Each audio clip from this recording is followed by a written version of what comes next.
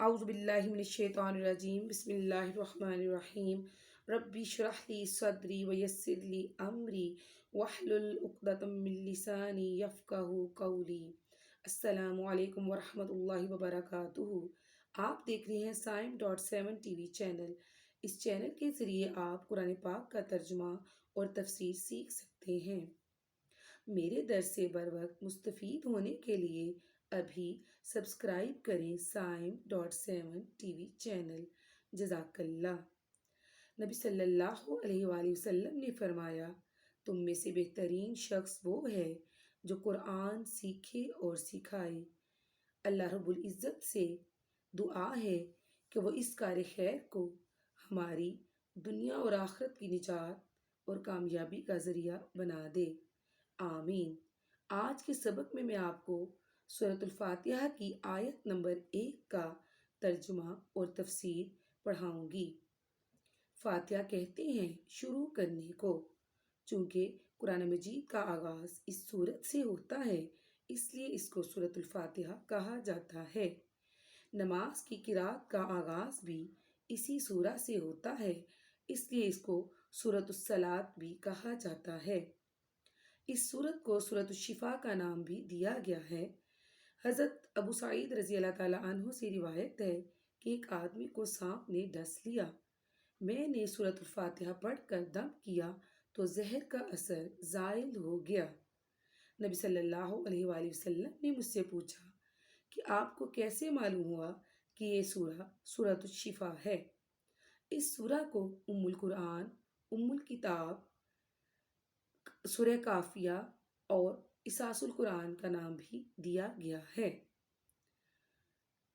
ابو سعید رضی اللہ تعالیٰ عنہ سے روایت ہے کہ میں نماز ادا کر رہا تھا، نبی صلی اللہ علیہ وآلہ وسلم نے مجھے بلایا تو میں نے جواب نہ دیا۔ جب میں نے نماز مکمل کر لی تو میں آپ صلی اللہ علیہ وآلہ وسلم کے پاس گیا تو آپ صلی اللہ علیہ وسلم نے پوچھا کہ کیا کر رہے تھے؟ تو میں نے فرمایا نماز ادا کر رہا تھا۔ آپ صلی اللہ علیہ وآلہ وسلم نے کہا، کیا تم اللہ کا فرمان نہیں جانتے کہ اے ایمان والو، جب تمہیں اللہ کے رسول پکاریں تو تم ان کی بات سنو۔ پھر آپ صلی اللہ علیہ وآلہ وسلم نے فرمایا کہ میں آج تمہیں بتاؤں گا کہ قرآن کی سب سے بڑی سورت کیا ہے۔ پھر جب ہم باہر جانے لگے تو حضرت ابو سعید رضی اللہ تعالیٰ عنہ نے نبی صلی اللہ علیہ وآلہ وسلم سے پوچھا تو آپ صلی اللہ علیہ وآلہ وسلم نے فرمایا وہ سورہ ہے الحمدللہ رب العالمین، اور یہ سورہ وہ ہے جو مجھے عطا کی گئی ہے۔ یہ وہ سورہ ہے کہ اس جیسی سورت نہ تورات میں ہے، نہ زبور میں، نہ انجیل میں، اور نہ ہی قرآن پاک میں۔ صحیح مسلم اور نسائی میں حدیث نبی صلی اللہ علیہ وآلہ وسلم ہے کہ نبی صلی اللہ علیہ وآلہ وسلم نے فرمایا کہ حضرت جبرائیل علیہ السلام میرے پاس بیٹھے ہوئے تھے کہ اچانک آسمان سے زوردار دھماکے کی آواز آئی۔ حضرت جبرائیل نے اوپر دیکھ کر فرمایا آج آسمان کا وہ دروازہ کھلا ہے جو اس سے پہلے کبھی نہیں کھولا گیا۔ وہاں سے ایک فرشتہ آیا اور اس نے کہا کہ خوش ہو جائیے، آج آپ کو 2 نور ایسے دیے گئے ہیں جو اس سے پہلے کسی نبی کو نہیں دیے گئے۔ وہ ہیں سورہ بقرہ کی آخری آیات اور سورۃ الفاتحہ۔ اس سورت کا ایک ایک حرف نور ہے۔ اب ہم آتے ہیں سورہ فاتحہ کی آیت نمبر 1 کے ترجمے اور تفسیر کی طرف۔ الحمد، سب تعریف، للہ، لیے اللہ کے، ربی، رب، العالمین، تمام جہانوں کا۔ سب تعریف اللہ تعالیٰ کے لیے ہے جو تمام جہانوں کا پالنے والا ہے۔ الحمدللہ کے معنی ہے اللہ تعالیٰ کا شکر ادا کرنا۔ اس کے سوا کوئی ذات شکر کے لائق نہیں ہے، کیونکہ تمام نعمتیں جنہیں ہم گن بھی نہیں سکتے اور سوا اس مالک کے اور کوئی ان کی تعداد کو نہیں جانتا، سب ہمیں صرف اللہ تبارک و تعالی نے عطا فرمائی ہیں۔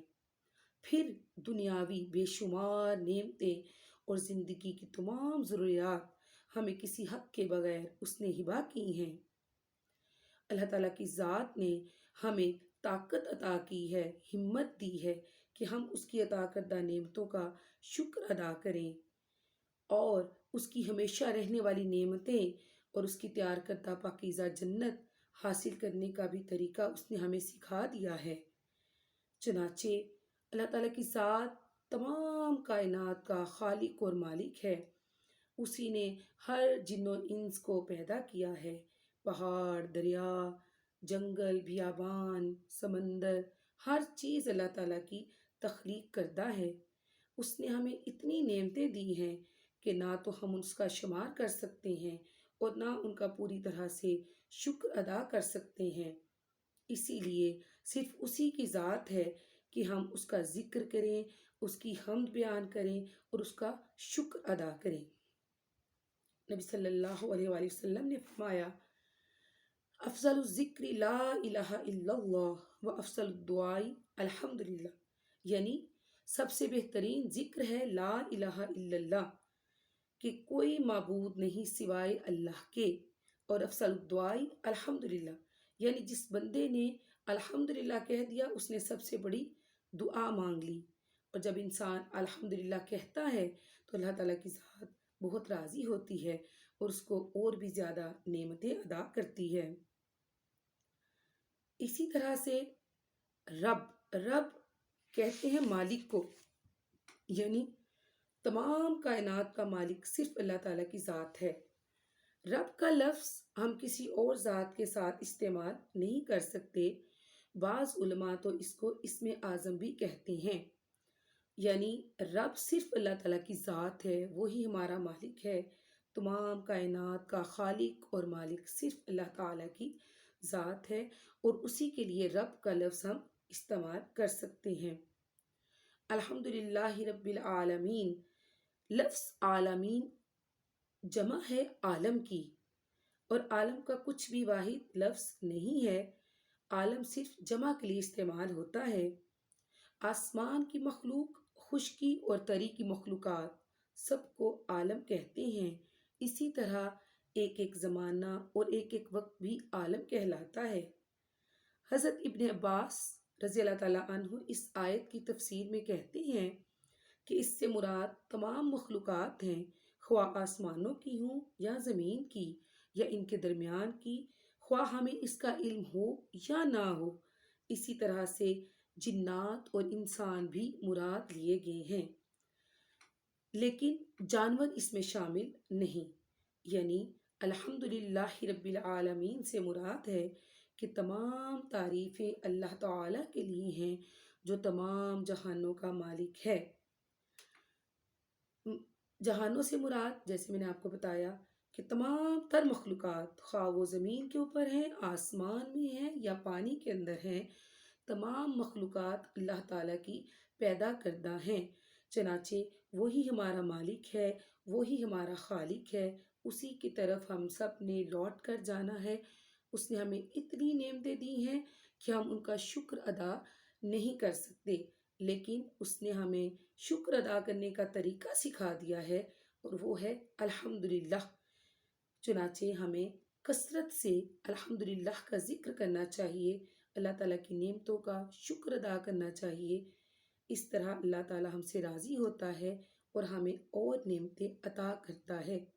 وآخر الدعوانا ان الحمدللہ رب العالمین۔ صدق اللہ العظیم۔